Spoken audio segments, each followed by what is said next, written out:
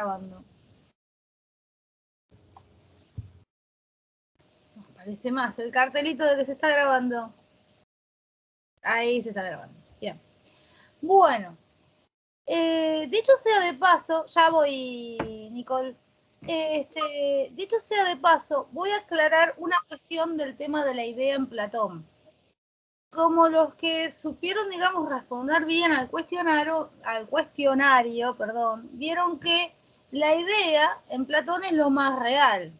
Mientras que la cosa sensible, que por cosa sensible no se tienen que hacer ningún matete extraño, la cosa sensible es las cosas que percibimos a través de los sentidos. Supónganse, bueno, yo en este momento la computadora, la mesa sobre la que está la computadora, el pajarito, yo qué sé, el foco de luz, o sea, nuestras caras también son cosas sensibles porque las percibimos a través de los sentidos.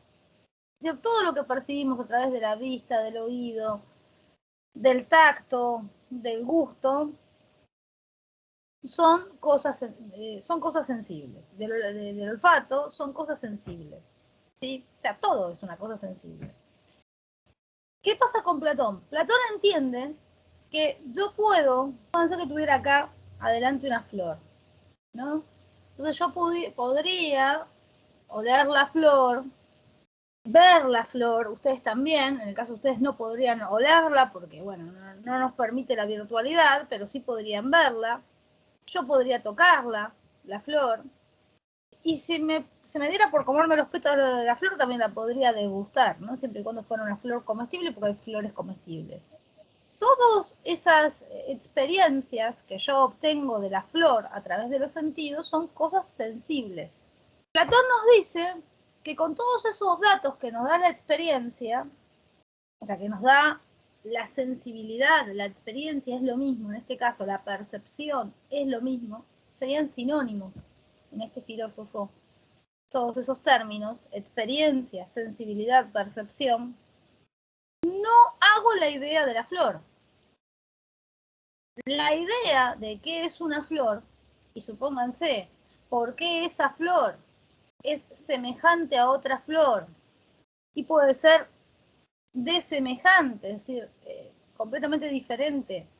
Pónganse que la flor que tuviera yo acá delante, no, tampoco, estoy usando un ejercicio de imaginación, parece, pero bueno, supónganse que la flor que yo tuviera delante fuera una rosa.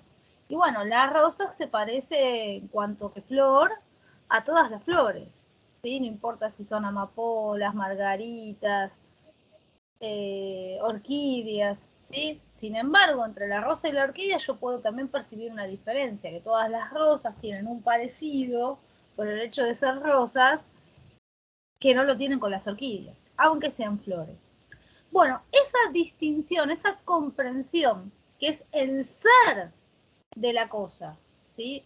Yo tendría acá la flor, y el ser de la flor es ser eso, ser la rosa o ser la flor, es una idea racional, que no la puedo captar por los sentidos. Por eso para Platón hay dos ámbitos de conocimiento, y dos ámbitos de realidad. Un ámbito que es el ámbito de la realidad racional, que es de las ideas, que es el ámbito del ser, el ámbito de las ideas, es lo que son los objetos en sí mismos. Y otro ámbito que es el de la sensibilidad, de la experiencia, es de lo que percibo a través de los sentidos. Lo que pasa, desde la perspectiva de Platón, es que lo que percibo a través de los sentidos lo completo con la idea que tengo de las cosas, o mejor dicho, o sea, con la razón, lo completo con la razón, porque yo podría estar percibiendo la flor sensiblemente, pero si no tengo la idea de flor, no voy a saber que es una flor. Para no hacerles tanto uso de imaginación, voy a pasar a algo más concreto. ¿Sí? Les voy a mostrar, acá tengo una galletita, ¿sí? Una vocación. No me la voy a comer, ya estuve comiendo, no me la voy a comer en cámara.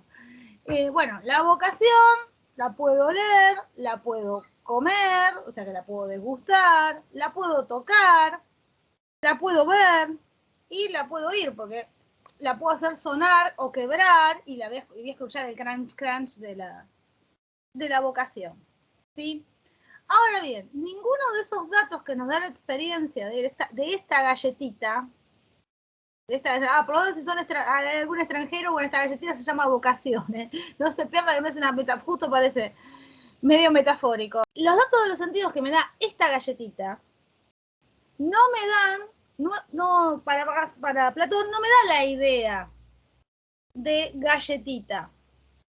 Porque para Platón la idea no surge de la experiencia, sino que la idea está desde antes. Está en un plano anterior a la experiencia. Está en un plano de la razón.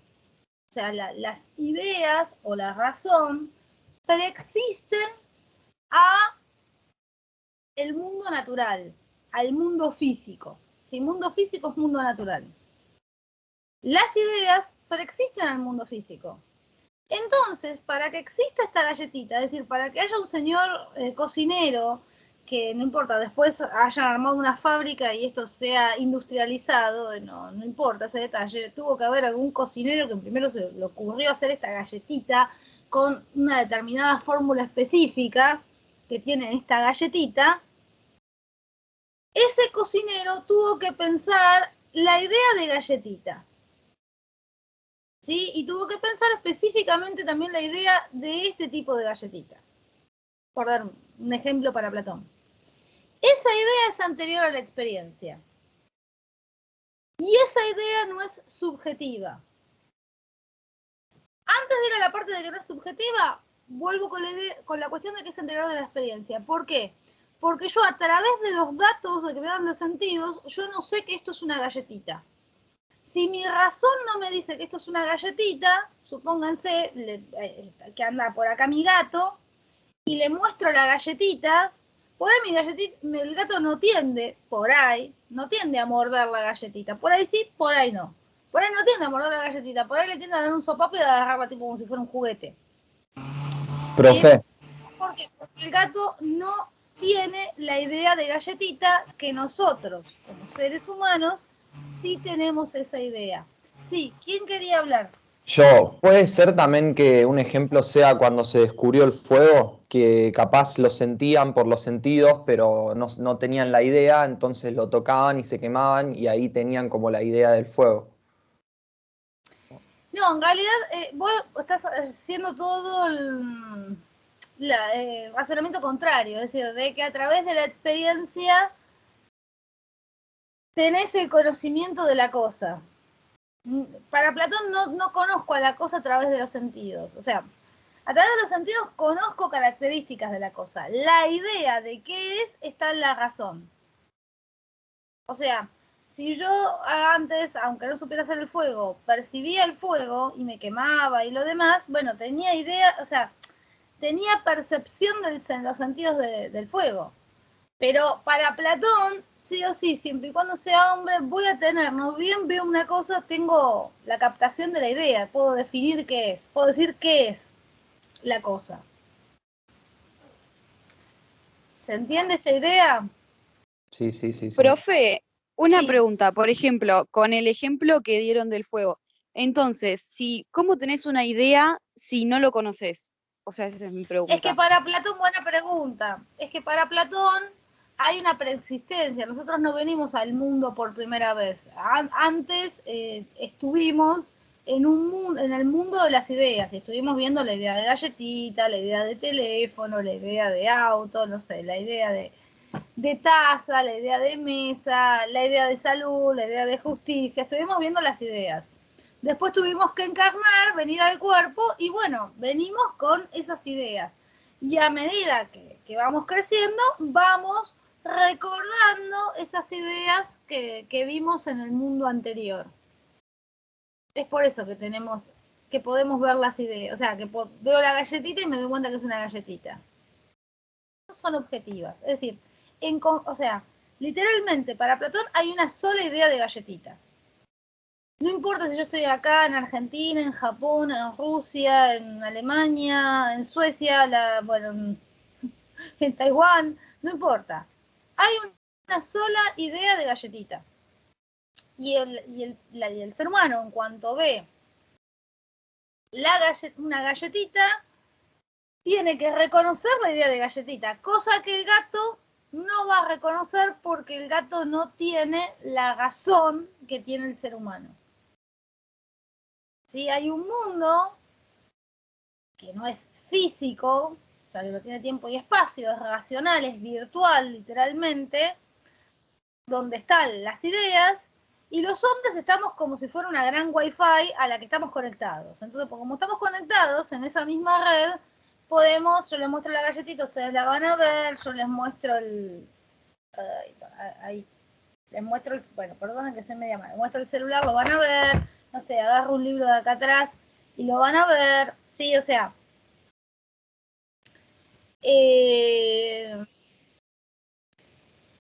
pero porque todos estamos conectados, vamos a decirlo así, a la misma red. Estamos en la misma virtualidad que son las ideas. Los sentidos a veces son un canal para redescubrir las ideas, pero las ideas van aparte. Lo que las cosas son, lo dice la idea. O sea, esto difiere de esto, no por los sentidos, porque ambos los puedo tocar, los puedo palpar, o sea, los puedo oler, los puedo ver. No es en sí los sentidos, es la idea. Que es que hace que uno sea galletita y el otro sea teléfono. Entonces a uno lo puedo comer, al otro no lo puedo comer. Con uno me puedo comunicar o la galletita no me puedo comunicar. Entonces, las ideas son anteriores a la experiencia, a nuestro nacimiento. Están desde siempre y todos los seres humanos, antes de nacer, estuvimos en contacto con las ideas. Porque para Platón, como vamos a ver en la unidad 3, el hombre es un compuesto, y esto vayan grabándoselo a fuego, porque si bien no es un tema de esta unidad, ayuda a comprender digamos, este tema. El hombre es un compuesto de cuerpo y alma. El alma es connatural a las ideas. ¿Por qué? Porque el alma es racional. Y el alma, al igual que las ideas, es inmortal. O sea, las ideas no mueren nunca. Las ideas están siempre en ese mundo de ideas y no mueren jamás. ¿Sí? Lo mismo las almas para Platón. Pero con la diferencia es que las almas encarnan en un cuerpo que es sensible y lo que sí muere para Platón es el cuerpo. Cuando muere el cuerpo, el alma vuelve al mundo de las ideas hasta que también en algún momento vuelve a reencarnar y así es una rueda infinita. Entonces, gracias a que tenemos alma, y el alma en Platón es la razón, o básicamente, después en la unidad 5 esto se complejiza un poco, pero no importa, de momento quédense con que el alma es la razón, y el alma es la razón. Gracias al alma yo puedo percibir la diferencia entre la galletita y el celular. El gato no. O el perro tampoco. Profe, ¿Se ve con un esta, bebé esta no, ¿y cómo es diferencia? con un bebé? El bebé al principio tampoco tiene razón. Bueno, no, para Platón el bebé tiene las ideas. No, no, Ah, o sea, también. ahí está. No, Ah, para ok, Platón ok. las ideas en el bebé están Ah, y ok, las ok. va a ir recordando a medida que crezca, que vos le vas mostrando las cosas, las va recordando. Pero las ideas él ya las trae. Se ve esto, no hay una... en cambio después Aristóteles, si bien no lo vemos desde, o sea, o lo que vemos en epistemología no tiene que ver con esto, en cambio en Aristóteles es al revés, es como vos decís, Ramiro. O sea, para Aristóteles tengo que tener primero la experiencia y después me formo una idea, después hago la idea. Pero acá no, o sea, abstraigo, hago una abstracción. Acá no, acá la idea ya está. Yo lo único que hago es reconocer, identificar, decir, ah, galletita, ah, celular, el libro, no sé, acá atrás tengo unos anteojos, ah, anteojos, ¿no? O sea, lo que hago es ir reconociendo. Profe, le quería hacer una pregunta. Sí, sí, Entonces, lo de cuerpo y alma sería que lo del alma después como que reencarna y se vuelve al mundo de las ideas, ¿está bien? ah, no, o sea, el alma cuando muere el cuerpo se va al mundo de las ideas y después de estar un tiempo, o un tiempo es una manera figurada porque en el mundo de las ideas no hay tiempo, regresa, o sea, ahí sí reencarna, o sea que regresa a un cuerpo. Cuando está en el mundo de las ideas está desencarnada, está sin cuerpo. ¿Se entiende, Dafne? Sí, profe, se entiende, muchas gracias. Bien, otro punto importante es que las ideas en Platón no son subjetivas, ¿sí? Porque generalmente los errores con Platón vienen por este lado, por el lado de que interpretan, no solo en lo que me escribieron, que no hubo muchos errores en lo que me escribieron, pero por lo menos lo aclaro, porque a veces no tienen los errores, pero están ahí solapados. La concepción, porque en los exámenes es el error, uno de los errores más comunes, es es creer que en Platón también las ideas son subjetivas, o sea, que la idea es la idea que yo me hago de algo, ¿no? O sea, es lo que yo pienso de algo. Y no es así en Platón. En Platón la idea es objetiva, es universal. Sí, y con esto le estoy diciendo características de la idea en Platón. O sea, la idea, aparte de ser como lo que vieron en el texto, ¿no? De que eran perfectas, eran únicas, podemos decir que son universales y son objetivas, porque la idea de galletita la comparto yo, o sea, para Platón, la idea que yo puedo tener de galletita es la misma que puede tener un sueco o un japonés, ¿sí? O sea, no es una idea mía, no es un matiz mío. Esta concepción es todo lo opuesto a la corriente hermenéutica en la que está inscrita el curso, la materia, ¿no? La materia es hermenéutica. Esto es la concepción más opuesta posible, concepción hermenéutica, donde lo que es la realidad es mi percepción, ¿sí? El hombre es él y sus circunstancias, decía Ortega y Gasset, que a muchos no les gusta, pero bueno, para dar así como una introducción a la fenomenología y a la hermenéutica, Ortega y Gasset va bárbaro, más allá después de a veces de la diferencia que existen entre la gente de filosofía, ¿no? O sea, es todo lo contrario a esa visión, sí, pero bueno, tenemos que ver cómo han evolucionado las ideas. Partimos de esta idea y hay una evolución, ¿sí? O hay una transformación. ¿Sí? Una de las primeras ideas de ciencia es esta de Platón, de que la idea es universal, que si yo pienso galletita y les digo a ustedes galletita, ustedes piensan exactamente lo mismo que yo. Más allá de que si yo pienso galletita y por ahí estoy pensando en una vocación y otro está pensando, no sé, una chocolina, una melva, no importa, que por ahí piensen en una galletita distinta a la que pienso yo. Todos están pensando en la galletita. Ninguno se le ocurre pensar, supónganse, si yo digo galletita, ninguno se le ocurre pensar en un mono, ¿sí? O en un elefante o en un auto. Entonces, eso para Platón significa que la idea es universal. Obviamente que esta teoría es cuestionable y va a ser cuestionada. No faltó mucho tiempo para que sea cuestionada. El mismo discípulo de Platón, Aristóteles, lo cuestionó. Sí, o sea, que va a ser cuestionada esta teoría. Pero bueno, es importante que ustedes entiendan esta teoría porque más allá de que después Aristóteles, o inmediatamente después Aristóteles lo cuestiona, esta teoría tuvo mucha fuerza a lo largo de la historia, no solo de la filosofía, sino de la historia, ¿sí? Y de la historia de la ciencia. Tuvo mucho peso este tipo de concepción. Entonces es importante que ustedes lo entiendan. Se ve esta cuestión, por eso la idea no es subjetiva, no es la idea que yo tengo del objeto, sino que es una idea que es universal y que es compartida con todos los demás. Profe, yo tengo una pregunta. Sí. Dijiste el ejemplo de la galletita, por ejemplo. O sea, imagínate que yo nunca vi una galletita. Nunca la vi. Sí. Y si vos me decís una galletita, yo no voy a saber lo que es una galletita. Por ahí me imagino un teléfono. ¿Me entendés? Está bien, yo te puedo decir galletita y vos no lo sabés. Pero en cuanto la veas, la galletita, porque ese es el problema de estar encarnado, que dependemos del cuerpo. Claro, en cuanto la veas a la galletita, vos vas a poder reconocer que es una galletita. Ese es el criterio de Platón. Obviamente desde la antropología cultural está demostrado que no. Pero para Platón, que hay que pensar que Platón, no sé si alguna vez sí salió de Atenas, pero bueno, siempre se movió dentro del mundo griego, no salió al extranjero. O sea, claro, a un griego le decías una cosa y todos los griegos te entendían. O sea, para Platón, vuelvo a repetir, que nunca se movió, digamos, del territorio griego, bueno, es así. No hay forma. Y si vos no la seguís sin entender que la galletita es galletita, bueno, tenés algún problema de entendimiento vos. O sea, tenés una razón que de alguna manera es inferior, digamos, a la del resto. O sea, esa es la visión de Platón. Obviamente que esta visión, pese a ser criticada por Aristóteles, también tomada por Aristóteles, y después a Aristóteles le va a servir para justificar la esclavitud. ¿No?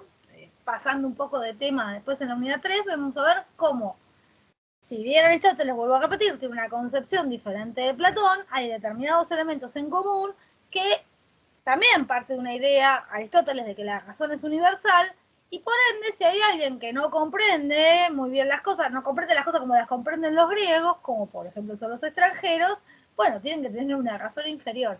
Eso habilita o justifica que sean esclavos, o que deban ser esclavos, o que puedan ser esclavos.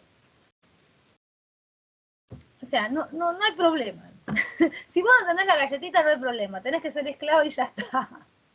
Ven que acá, perdón, más allá que yo me lo estoy contando medio de manera chistosa, o sea, riéndome, me lo estoy contando, se dan cuenta que es un tipo de sociedad que acá, olvídense del discurso inclusivo, no del lenguaje inclusivo, eso olvídense también. De discurso inclusivo, de que hay que incluir las diferencias, oportunidades para todos. Olvídense, no es una sociedad que tiene o sea, lo políticamente correcto no es eso en esa sociedad. Entonces no hay por qué responder a eso. No es un problema de esa sociedad. Si es un problema de nuestra sociedad, por eso, un segundito, si es un problema de nuestra sociedad, por eso a ustedes les suscita todas esas cosas, ¿no? Si yo vengo de una cultura, o si nunca tuve la experiencia, o sea, les suscita todas esas dudas, porque si es un problema de nuestra sociedad, ¿cómo incluimos? ¿Cómo aceptamos? O sea, ¿cómo entendemos que más allá de las diferencias somos iguales? Para los griegos no, para los griegos eso no es un problema. Para los griegos está bárbaro que no seamos iguales, o sea, que no haya iguales, que haya un grupo de privilegio. O sea, es muy distinto cómo se está pensando. O sea, no hay, lo políticamente correcto para nosotros no lo está pensando ni Platón ni Aristóteles. Para ellos lo políticamente correcto es otra cosa que no tiene nada que ver con nosotros. O sea, lo políticamente correcto para ellos es no tirarse en contra o no ir en contra de lo que es el pueblo griego y siempre señalar la superioridad del pueblo griego. O sea, si no se señala la superioridad del pueblo griego, ahí sí se está yendo, o sea, dentro del contexto de ellos no se está haciendo políticamente correcto. Si vos no entendías la idea como él la planteaba, no podías interpretarla así, como que te volvías un esclavo o para él eras un esclavo. No es que para él eras un esclavo, pero sí para él tenías, o sea, en la sociedad, o sea, vamos a ver eso después vamos a ver en la unidad 5, que vamos a ver que para Platón eso implica que, bueno, vos tenés que ocupar otro lugar distinto en la sociedad. Es un lugar inferior. O sea, hay de acuerdo a tus niveles de razón, ocupas un lugar en la sociedad. No importa en sí si yo le digo galletita y en otro lado le dicen cookie. La idea es la misma. Si el inglés le dice cookie, perdón si pronuncia mal inglés, ¿no? Le dicen cookie y nosotros decimos galletita, no importa, es lo mismo. O sea, la idea es la misma. Si no hay inconvenientes con esto que expliqué, paso a explicar la diferencia entre realidad y apariencia, que también es un punto donde a veces hay demasiados conflictos, ¿no? Demasiados errores o confusiones. La diferencia entre realidad y apariencia. ¿Sí? La realidad, lo más real es la idea. Pero como bien avanza el texto, hay 3 niveles de realidad. Es decir, que realidad no se opone a apariencia. Más allá de que hay una frase en el manual que es confusa o que se presta a que ustedes se confundan de esa forma. Realidad en el esquema platónico no se opone a apariencia. ¿Sí? La idea es lo más real. Voy a explicar por qué es lo más real, la idea.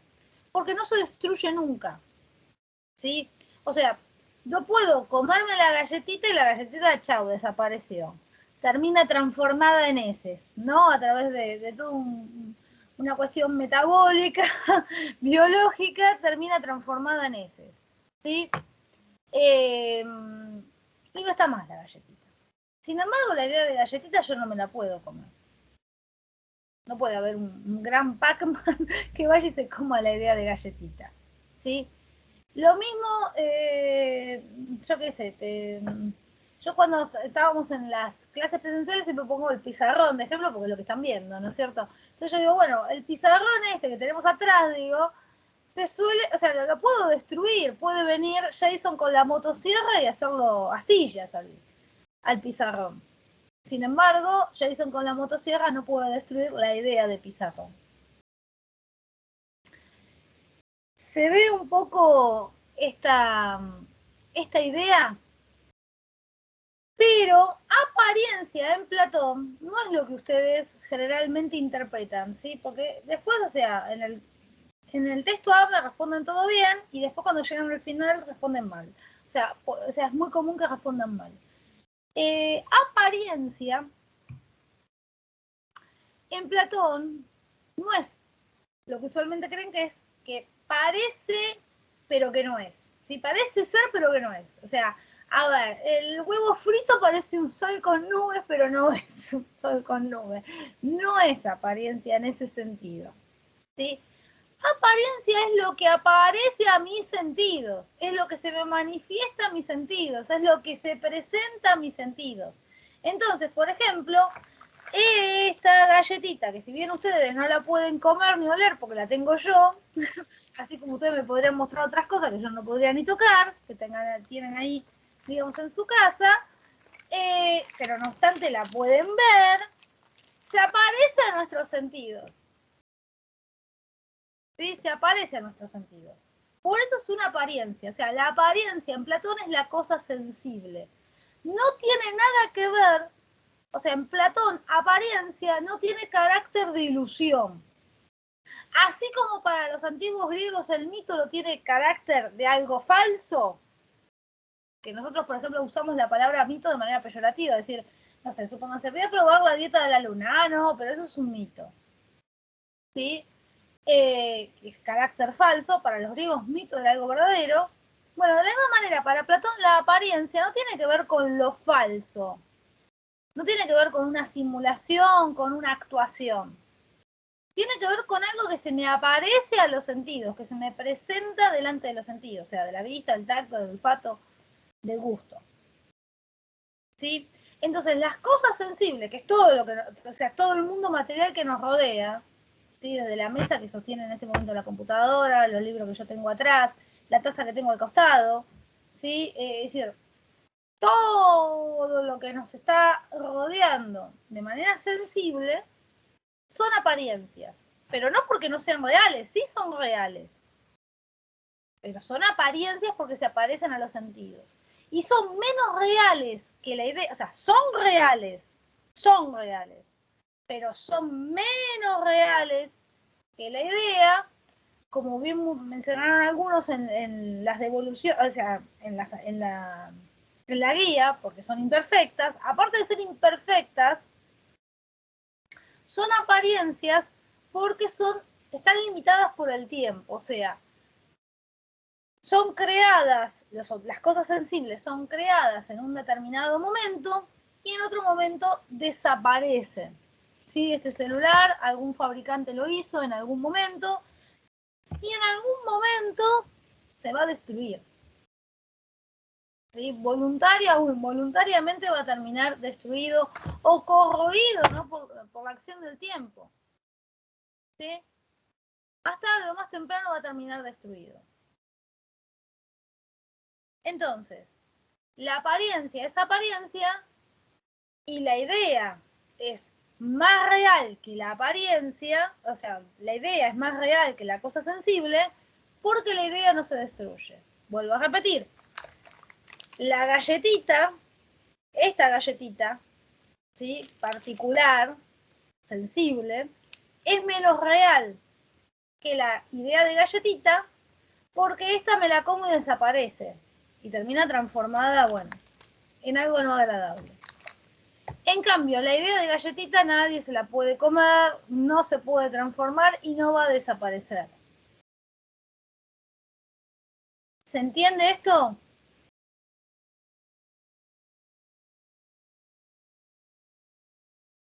Sí, profe, sí, se entiende.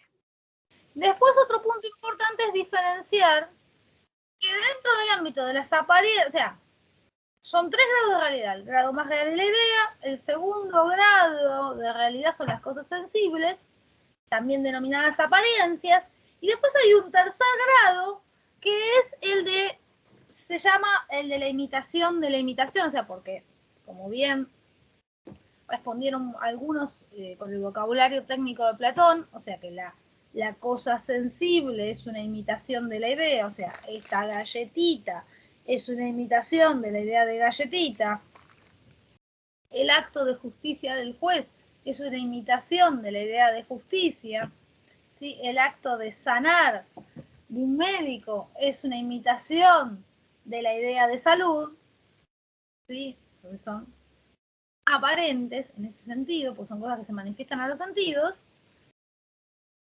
Hay a su vez un grado más bajo que imita a la realidad sensible, que es el arte. ¿Sí? El arte es la imitación de la imitación o copia de la copia, que también aparte del arte ahí entran los reflejos, entran los sueños, entran las imágenes de los espejos. O sea, las sombras, ¿sí? La sombra que uno proyecta es la imitación de mi cuerpo sensible. ¿Sí? O la cama pintada, o sea, la cama del que dibuja el pintor, es una imitación de la cama del carpintero, que a su vez la cama del carpintero es una imitación de la idea de cama. ¿Sí? Entonces está más alejada de la idea. Ojo, esto también puede ser, o sea, podría ser cuestionado desde el punto de vista de decir, bueno, pero ¿por qué el pintor imita la realidad sensible? Podría imitar la idea, salteándose la idea sensible. De hecho, hay tipos de artes, digamos, no realistas, que no hay imitación, digamos, de la realidad. Entonces acá ahí falla, hace aguas la teoría de Platón. Pero bueno, esta es la teoría de Platón.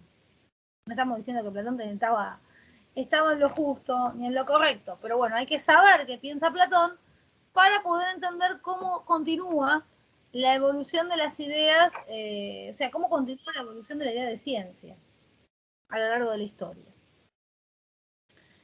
Bien, a ver qué dice Nicole. Entonces la idea y la apariencia son reales, una más real que la otra, y la imitación de la imitación no es real. No, la imitación de la imitación también es real, pero menos real que la cosa sensible.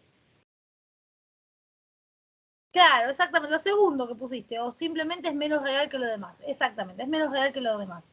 Después les voy a dar una clave, un truco, un ejemplo para que siempre no se les olvide de que la apariencia no significa que no sea real. ¿Sí? Porque a veces se dice en apariencia, bueno, igual ilusión. Se hace un budismo medio extraño ahí de Platón, que no va. Les voy a dar un truco para que recuerden que la apariencia es real.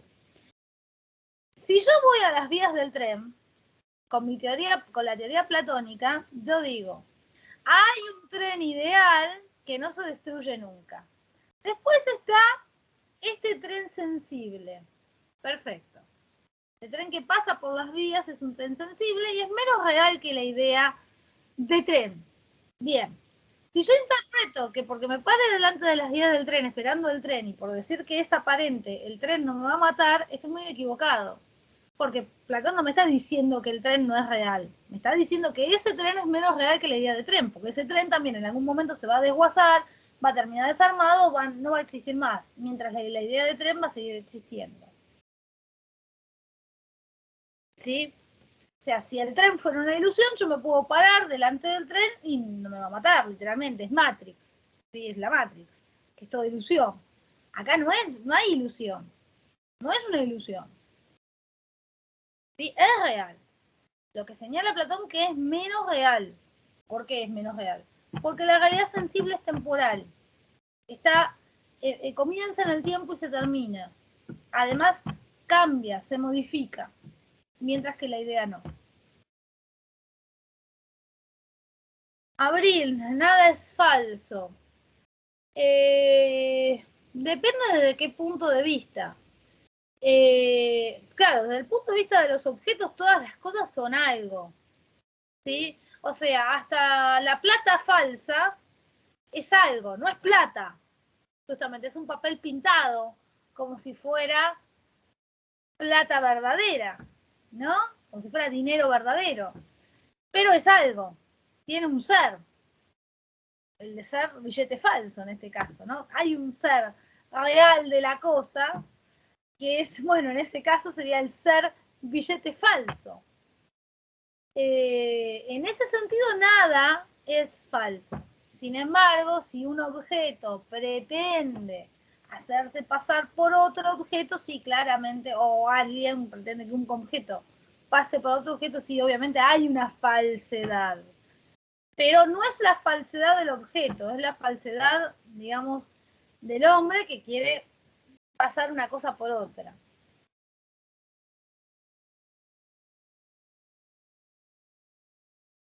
Claro, Dafne, por eso está más alejado de la idea, el reflejo. Bien, si se entiende esto, paso a explicar lo que es epistemia y doxa.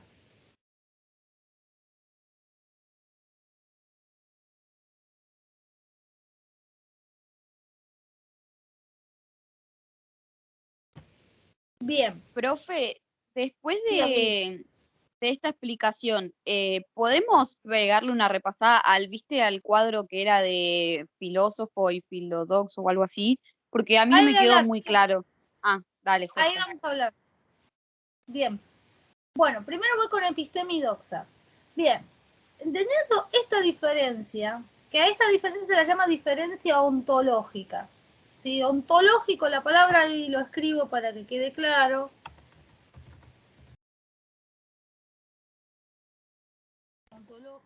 Ontología. Significa que estamos hablando de los planos de ser, de la calidad de ser, qué son las cosas, ¿sí? Es el qué es de las cosas. ¿Qué son las cosas? A esta diferencia de realidad, o la realidad, ¿no? La ontología es la realidad también. A esta diferencia, ¿no? En la realidad de las cosas, ¿sí? Platón le hace corresponder un tipo de conocimiento, ¿sí? El tipo de conocimiento, o sea, si yo me mantengo en un plano de la sensibilidad, ¿sí? Conociendo todas las cosas sensibles, el tipo de conocimiento al que voy a llegar es la doxa, la opinión. Sí, doxa significa opinión. ¿Por qué? Porque la doxa o la opinión significa que tengo un conocimiento que es cambiable en el tiempo y que es variable también de acuerdo a la cantidad de objetos. Supónganse que antes de que existieran los mouse inalámbricos, todos los mouse tenían cable. ¿Sí? Entonces no podíamos pensar o conocer un mouse sin cable hasta que apareció el mouse inalámbrico. Y puede aparecer un mouse, no sé, más desarrollado todavía que el inalámbrico. Supónganse, o podemos, tal vez en computadoras súper desarrolladas podemos prescindir del mouse, porque por ahí con la voz o con los movimientos de las manos, o sea, con una cuestión holográfica, ya digamos, prescindimos del mouse. ¿Se entiende? Bien. Mi conocimiento, yo me mantengo, supónganse, sin pensar racionalmente, o sea, sin ir a la idea de mouse o sin ir a la idea de tecnología y demás, me voy a mantener en el ámbito de la doxa. Mientras que si yo trato de conocer las ideas, mi tipo de conocimiento va a ser la episteme, va a ser la ciencia. Para Platón, quienes buscan las ideas son los filósofos, o sea, son los amantes de la sabiduría. Pero quienes se contentan o se conforman o solamente les gusta no recurrir a las ideas, sino quedarse entre las opiniones, a esos los llama filodoxos, que es fácil entender qué significa filodoxo, porque filodoxo significa amante de la opinión. ¿Sí? El amante de la opinión, como alguien muy bien me puso en el cuadro de los ejemplos, serían, supónganse, los periodistas, no me acuerdo, me había puesto más cosas, los periodistas, tal cual, ¿sí? Sobre todo los periodistas del paneles, ¿no? O sea, estos los opinólogos de los programas actuales, tal cual, esos son los amantes de la opinión, esos son los filodoxos por excelencia, mientras que los filósofos serían los científicos, ¿sí? Aquellos que buscan la verdad, aquellos que buscan, con el tema del COVID ahí se nos presta perfecto el ejemplo, ¿no? Los científicos que están buscando, digamos, tratando de entender el virus, o los que están buscando, tratando de hacer la vacuna, esos son los filósofos, entender la idea de COVID, para poder hacer de una vez por todas una vacuna efectiva contra el COVID, son los filósofos. Mientras que los que están agarran y se sientan y hablan ahí, que si, no sé, que si una es más efectiva que la otra, sin tener ningún tipo de conocimiento ni de biología, ni de física, ni de química, ni de nada, ni de farmacología, ni de absolutamente nada, pero que no obstante se paran ahí, digamos, están ahí sentados en los canales hablando, esos son los opinólogos, esos son los filodoxos. ¿Sí? El filodoxo es el que se distrae en la multiplicidad de opiniones. Y además la doxa tiene la característica que yo te puedo decir hoy una cosa y mañana otra. En cambio, en tanto conozco la idea, mi conocimiento es seguro, permanente. No puedo decir hoy una cosa y mañana otra, porque la idea no va a cambiar nunca. ¿Sí? Entonces, primeros aspectos. Al filósofo le corresponde el objeto del conocimiento del filósofo. Estoy ayudando a completar el cuadro, quienes no lo pudieron completar o quienes lo completaron mal o que tengan dudas. El filósofo tiene como objeto de conocimiento, no me acuerdo si figura como objeto de estudio, objeto de conocimiento. Objeto de estudio y objeto de conocimiento es lo mismo. La idea. El filodoxo tiene como objeto de estudio digamos, la multiplicidad, ¿sí? La multitud de cosas, ¿sí? Las cosas sensibles, tiene como objeto de estudio las cosas sensibles, que son múltiples, ¿sí? Si yo quiero estudiar la belleza, desde el punto de vista científico, estudiaré la idea de belleza. Si quiero estudiar la belleza desde el punto de vista de un filodoxo, bueno, empezaré, supónganse, mirando cosas que hay en la naturaleza bellas, después pasaré a las obras de arte bellas, después pasaré a las personas bellas, o sea, no terminaré más de recorrer y de mirar y de observar cosas bellas.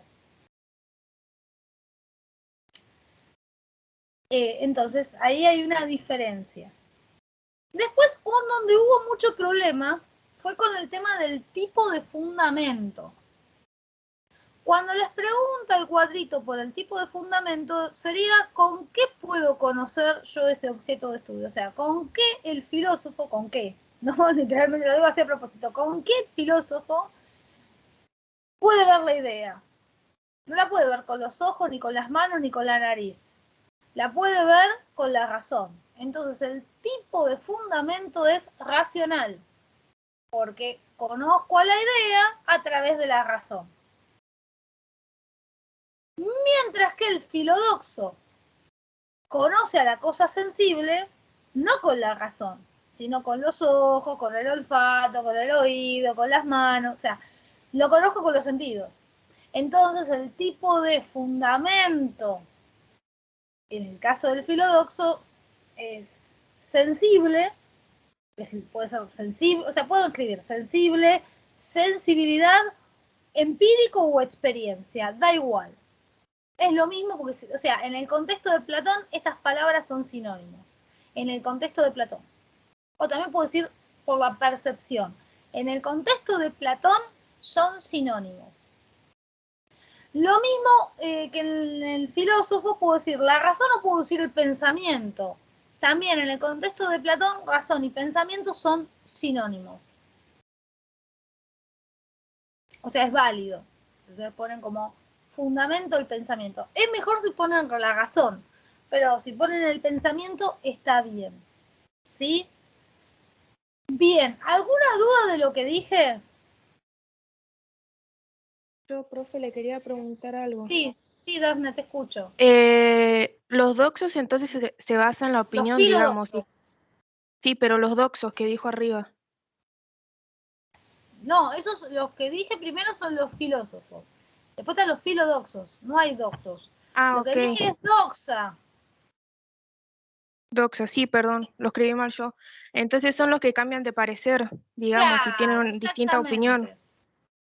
Exactamente. El otro Ok. punto del cuadro es, o sea, el filósofo tiene como objeto de estudio la idea, ¿cómo la conoce? O sea, tipo de fundamento, ¿cómo la conoce?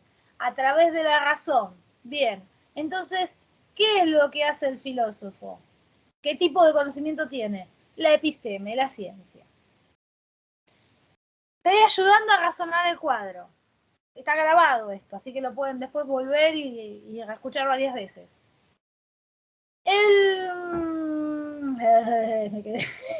Me quedé trabada, disculpen. El filodoxo, que conoce objeto de estudio, la cosa sensible. ¿Cómo la conoce? A través de los sentidos, o sea, tipo de fundamento. ¿Qué tipo de conocimiento adquiere? La opinión, la doxa. Mutable, cambiante. Y después, bueno, estaban los ejemplos que ustedes pueden poner. Otro ejemplo, por ejemplo, disculpen la redundancia, otro ejemplo de filodoxo es los críticos de arte. ¿Sí? No es lo mismo ser un teórico de arte, ¿no? Alguien que trata de explicar la teoría del arte, o sea, y acá vamos un ejemplo, digamos muy platónico el ejemplo. Si yo quiero explicar, supónganse, el cine giallo, que es un tipo de cine de terror, más que nada que digamos se desarrolló entre los 70 y los 80 en Italia específicamente, que tiene unas características específicas, ese cine de terror, ¿sí? Así como está el otro, que no me acuerdo cómo se llama, el otro, ay, el que es así como que hacen, que van matando uno tras otro.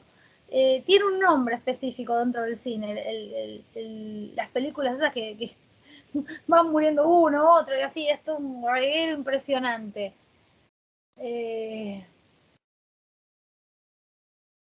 Es como decir asesinos seriales, pero no, tiene otro nombre. Es un nombre, Slasher, gracias. Gracias, Melina. No, Melanie, perdóname. Slasher, bien, cafecito, eso, Slasher. Bien, o el Slasher. Son cines con características específicas. ¿Sí? Bueno, si yo soy un teórico del cine, con mirar una sola película de esas, puedo extraer qué características. O sea, esta es la idea de Platón, o sea, así como piensa Platón. Con mirar una sola película de esas puedo descubrir cuál es la idea del giallo o descubrir cuál es la idea del slasher. Y explicar justamente, digamos, las leyes universales del cine slasher y las leyes universales del cine giallo, de tal manera que es válido para cualquier película, inclusive las que no vi.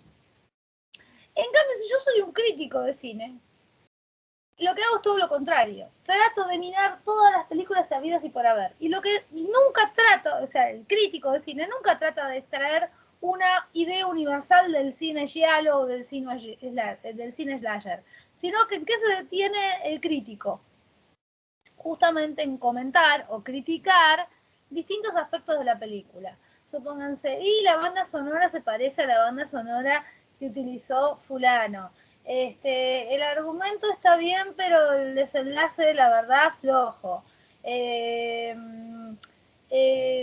No sé, falló el suspenso. O sea, busca aspectos de la película. Y nunca va a tener un objeto, una idea cerrada de lo que es el slasher y el giallo, porque no la está buscando, sino que está buscando mirar todas las películas habidas y por haber de cine slasher o giallo, ¿no? Por dar un ejemplo bobo. pero para que se diferencie. Entonces, el crítico de cine sería, o el crítico de cualquier cosa, sería un filodoxo, mientras que el teórico es un filósofo. ¿Se entendió Platón? ¿Queda alguna duda sobre Platón?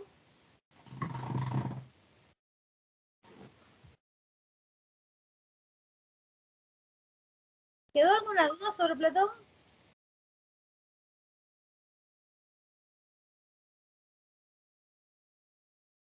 Perfecto. Bueno, otro punto que voy a señalar yo antes de que ustedes hagan preguntas porque quiero que les quede claro.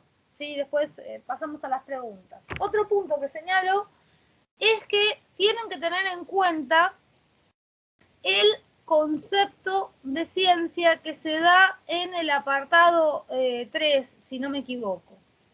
Si no, en este momento no se me está confundiendo a mí en el apartado en que se dice, que es que la ciencia es un discurso verdadero sobre una realidad permanente. ¿Sí? Eso es fundamental. Esa definición ustedes se la tienen que grabar a fuego. ¿Por qué? Porque ese concepto de ciencia se va a mantener prácticamente hasta nuestros días. Así que la ciencia es un discurso verdadero sobre una realidad permanente. Un discurso verdadero, no, creo que es el apartado 4. Bueno, ahora se me confunde en qué apartado es que se lo señala, pero bueno. Un discurso verdadero es que es un discurso que justamente se condice, se correlaciona con la realidad. Y que no puede ser cambiado. O sea, justamente no va a ser cambiado ese discurso porque la realidad en la que se basa es una realidad permanente. Para los griegos esa realidad permanente eran las ideas. Para Platón las ideas, para Aristóteles la lógica, los razonamientos, aunque no vemos ese aspecto de Aristóteles, no lo vemos. Para Aristóteles es la lógica, pero bueno, anda ahí cerquita de las ideas. O sea, para una persona de filosofía hay una diferencia importante. Pero bueno, para ustedes que no lo están viendo, no importa. Es las ideas, la lógica, los conceptos, la matemática, es decir, lo que hoy en día se denominan las ciencias formales. Las ciencias formales son aquellas disciplinas o ciencias que no tienen un contraste con la realidad. Sí, o sea, yo puedo estudiar, o sea, yo para estudiar matemática no tengo que ir a la realidad a estudiar el triángulo. Tengo que comprenderlo en el razonamiento el triángulo. O el cuadrado, como el ejemplo de la actividad 7, ¿vieron? De la unidad 1, que creo que si no me equivoco me lo habían preguntado acá, que la estuvimos viendo el lunes pasado, que el maestro le pregunta qué es un cuadrado, el alumno primero le responde que 4 ángulos, o sea, una figura geométrica de 4 lados, ángulos iguales, después de 4 lados, bueno, y así. O sea, yo no puedo ir a la realidad. Es ideal. Y es un objeto ideal, porque el cuadrado no existe en el mundo real. Lo mismo que el número 3, no existe en el mundo real. Existe en mi razonamiento, o sea, existe en mi comprensión, pero no existe en la realidad del número 3. ¿Sí? En la realidad existen unidades de cosas, pero los números no existen. Por decir de una forma, ¿no? Entonces, las disciplinas formales. Luego, cuando avance el tiempo y pasemos a ya una ciencia moderna, esa realidad permanente es cambiada por procesos, o sea, la ciencia sigue siendo un discurso verdadero, una realidad permanente, pero lo que se va a entender, por ejemplo, en ciencia moderna, por realidad permanente, son procesos que se mantienen de manera regular. Por ejemplo, si yo observo la luna, voy a encontrar que la luna tiene una regularidad, que siempre tiene 4 fases, que esas 4 fases tienen un orden. Lo mismo que, supónganse ustedes como médicos, el día de mañana observan un embarazo, se van a dar cuenta que el embarazo humano tiene ciertas regularidades, que tiene una serie de fases. Si no se cumple una de esas fases es porque hay una anomalía, no van a hacer bien el chico, ¿sí? O sea, va a haber algún problema, va a haber algún fallo. Si no, se tienen que respetar esos procesos regulares. ¿sí? O sea, la ciencia moderna va a entender por realidad permanente esos procesos regulares. Y en la Edad Media, me estaba salteando, se va a entender por realidad permanente a Dios. O sea, se va a dejar de... O sea, en realidad la matemática, la filosofía, la lógica, en la Edad Media, van a pasar a depender de Dios. O sea, como Dios es la realidad permanente, o sea, es la realidad más permanente, la ciencia por excelencia va a ser la teología, o sea, la ciencia que estudia a Dios, y las otras disciplinas formales van a ser entendidas como una realidad permanente porque Dios quiere que sean así, pero podrían ser de otro modo. ¿Sí? O Dios podría cambiarlo y en algún momento hacerlo de otro modo. De momento son así porque Dios quiere que sean así. Van a ser entendidas de esa manera. O sea que la ciencia por excelencia de la Edad Media va a ser Dios, pero siempre siguiendo con este mismo concepto de ciencia, que es un discurso verdadero sobre una realidad permanente.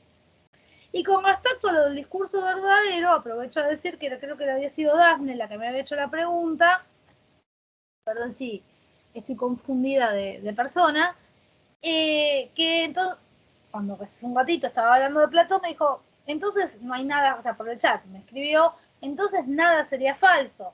Y entonces yo dije, desde la perspectiva de la cosa, que tendría que decir desde la perspectiva ontológica, o sea, desde la perspectiva del ser de las cosas, sí, claro, no hay nada falso. Hasta el billete falso es algo, tiene un ser, el de ser billete falso.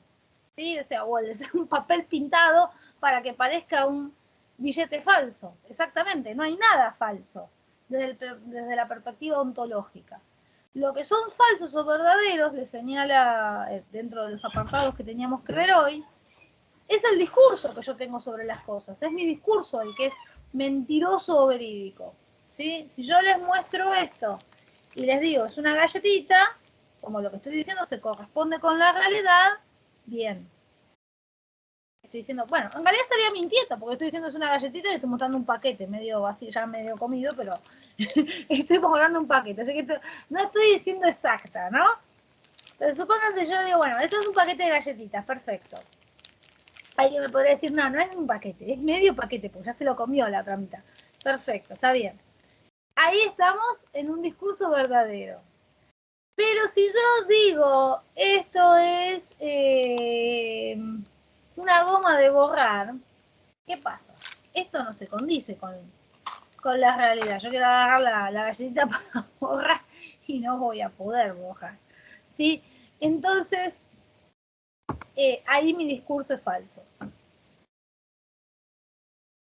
Pero es el discurso el que es falso. La cosa no tiene nada que ver. Si yo digo de esto, que es una goma de borrar, la pobre cosa no tiene nada que ver que yo diga que es una goma de borrar.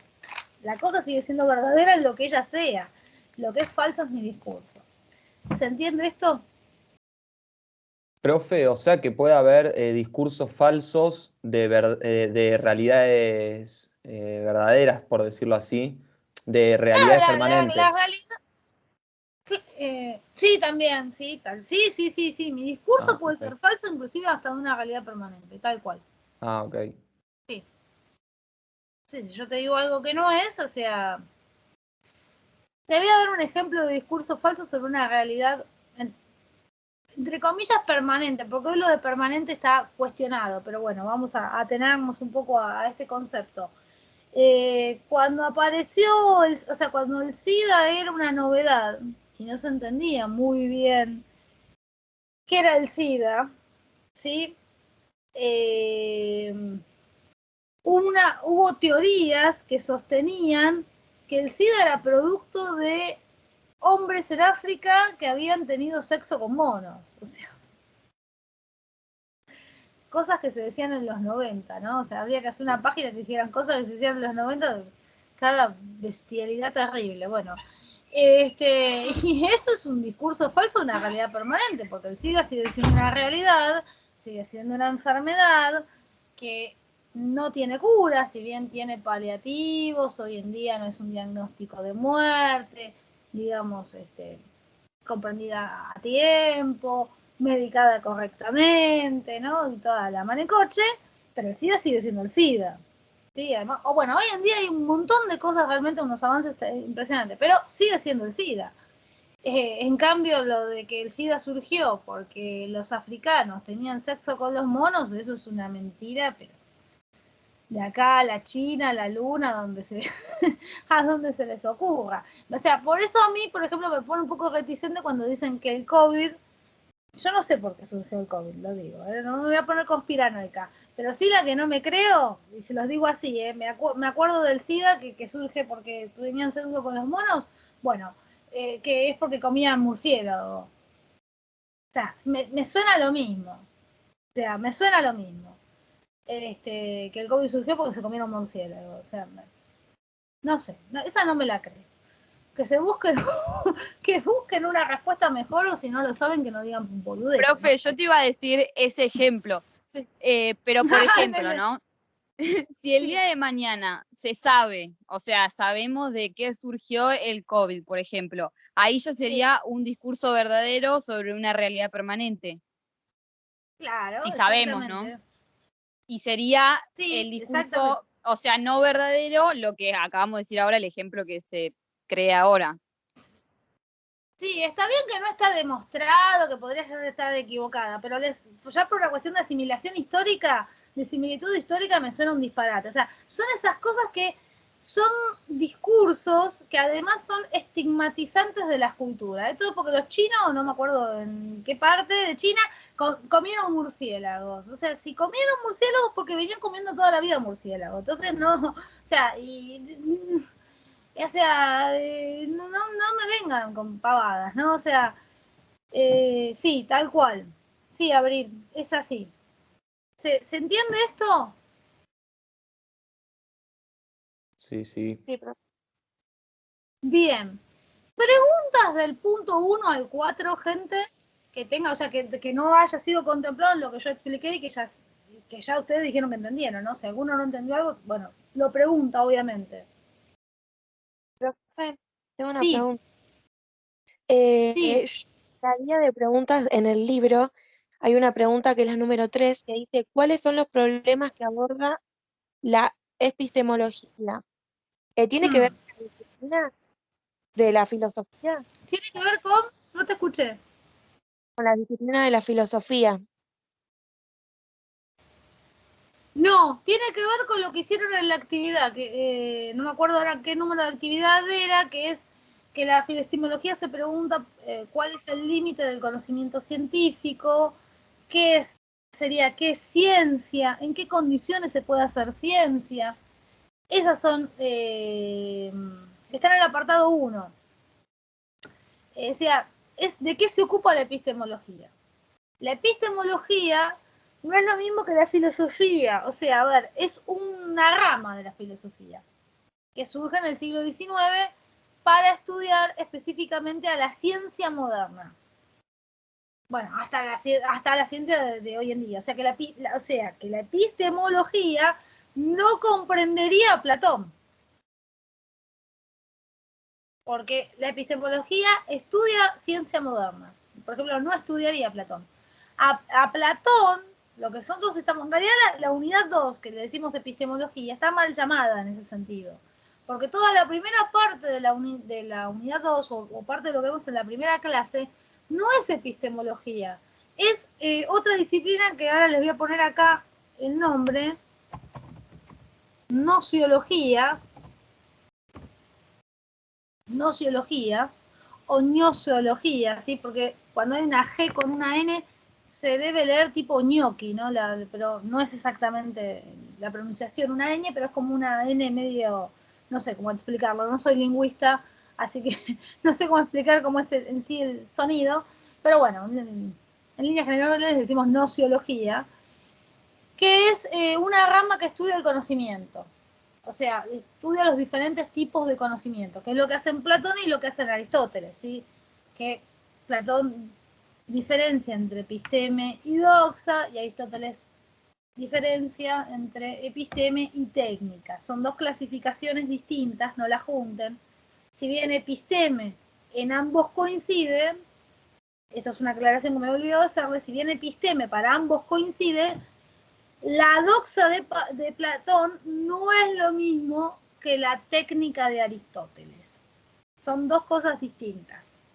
¿sí? Son muy diferentes, no traten de acoplarlas porque se van a hacer un barullo en la cabeza terrible porque la perspectiva con la que están analizando los dos son completamente distintas. Entonces, no se puede trasladar las características de la doxa a la a la técnica de Aristóteles, ni se pueden trasvasar las características de la técnica de Aristóteles a la doxa de Platón, porque los anteojos, digamos, que tienen cada uno son distintos. Si bien en lo de episteme sí se comparte la idea, ¿no? Entonces, la primera parte del manual, o sea, lo que está involucrado en esta clase, en realidad es nociología, no es epistemología.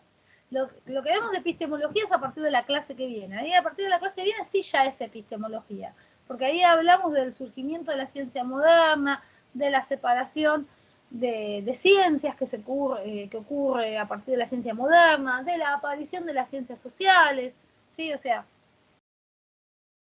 ya vemos otras cuestiones que sí son de epistemología. Pero la primera parte de la unidad 2 en realidad es nociología. Bueno, me amplié un poco desde tu pregunta, Luli, pero no sé si te quedó claro. Sí, profe, perfecto. Bien. Oriana, supongo que sos Oriana, Ori. No, el punto 2 no lo podés hacer hasta la última clase de la unidad 2, que creo que es el jueves que viene. Que igual ahora voy a hacerles un planteo, o sea, vamos a ver si la clase que viene yo les voy a plantear de leerse el resto de la unidad 2 y si podemos adelantar, o sea, de terminar la unidad 2 mejor, porque nos va dejando un margen para tener una clase más para repaso y eso. Sí podemos, si no podemos, bueno, no importa. Pero si lo podemos, ahora igual, no bien terminamos la clase, les dejo las indicaciones de que lean. O sea que yo les estaría indicando que para la clase que viene hagan 2 fichas. Tanto la ficha de la clase, ya me perdí porque el número de clase vamos. Esta es la 4. Bueno, sería que para la clase de el lunes hagan las fichas de la clase 5 y 6. Además, en algún momento nos toca un feriado, así que los temas nos quedan justo como para poder agruparlos. Así que bueno, si lo podemos sacar adelante mejor, porque si no después nos vamos a atrasar.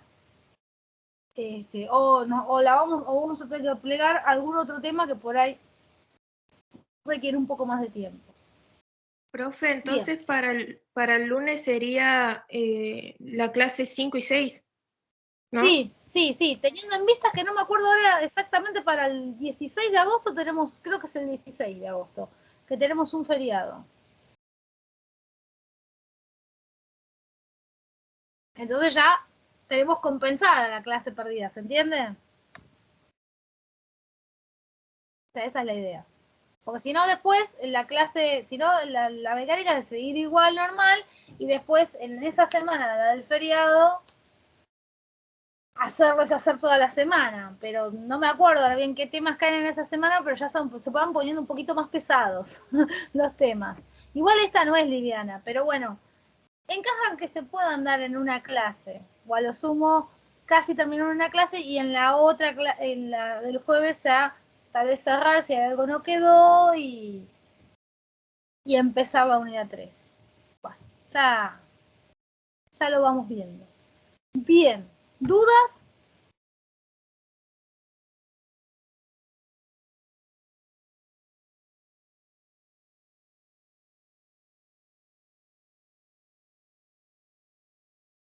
Esperen que no los puedo leer porque me aparece conversación y no me deja leer lo que escriben.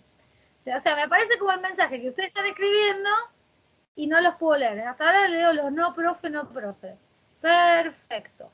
Bien, entonces si no hay dudas y surge alguna duda del punto 5 que lo teníamos que revisar hoy, me lo plantean en la clase del lunes. Yo ahora, cuando cerremos el team, les escribo qué es lo que tienen que hacer para la clase que viene y para la clase del lunes.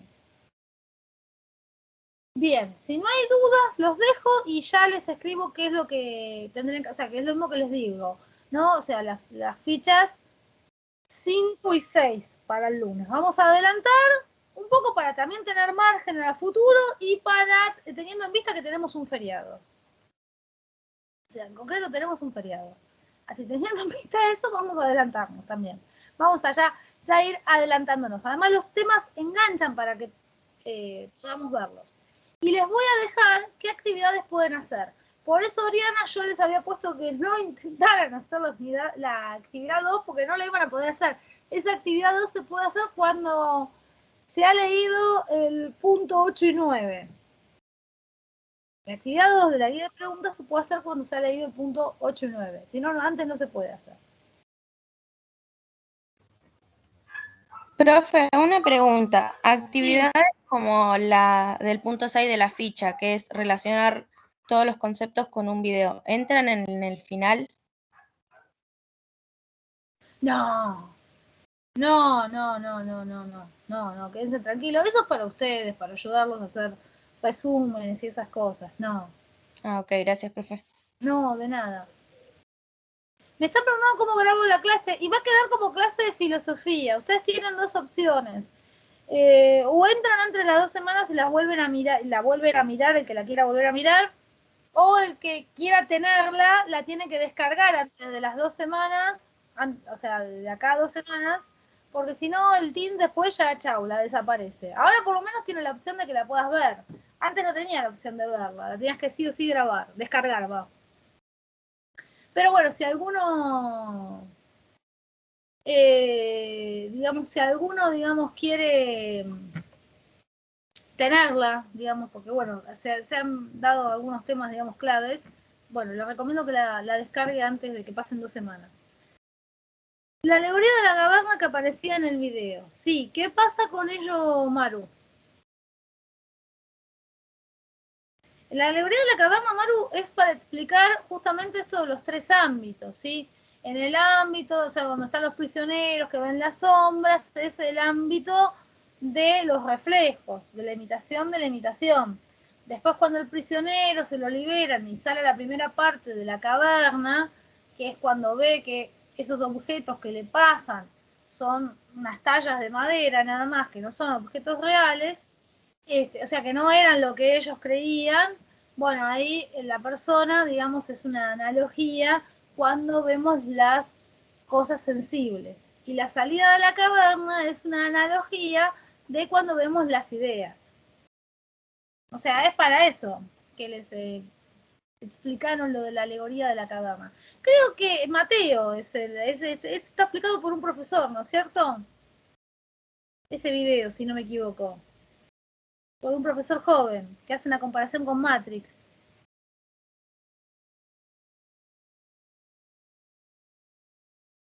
Chicos, respóndanme, pues si no estoy hablando sola. Bien.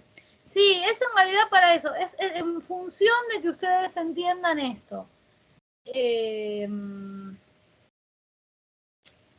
La distinción entre los 3 tipos de realidad. Es como para ayudarles a ilustrar eso. Igual, con Matrix existe el siguiente problema. Aclaro. O sea, Matrix desde que surgió la película de Matrix, en filosofía se la usa para explicar Platón. Pero hay una dificultad. Que en Matrix hay una realidad que no es una realidad real. Es una simulación, es una mentira. En cambio, en Platón, la realidad sensible no es una mentira, es una realidad. Que él la llama apariencia porque, digamos, se me aparecen los sentidos y tiene menos duración que las ideas. Pero no es una simulación. Entonces eso a veces ayuda como metáfora, pero también a veces confunde. Entonces, bueno, lo aclaro antes de que se lo tomen tan a pecho Matrix, que los termine confundiendo.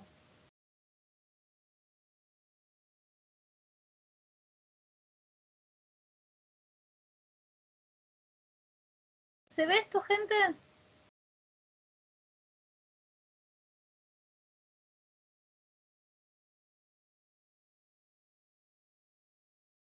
Bien. Bueno, entonces si ya estamos, nos despedimos por hoy. Y ahora les escribo qué actividades hay que hacer Y los textos sí son bastante complejos de la clase que viene. Que haya que hacer. Bueno, cualquier cosa, si no nos alcanza la clase que viene para ver todo, insisto,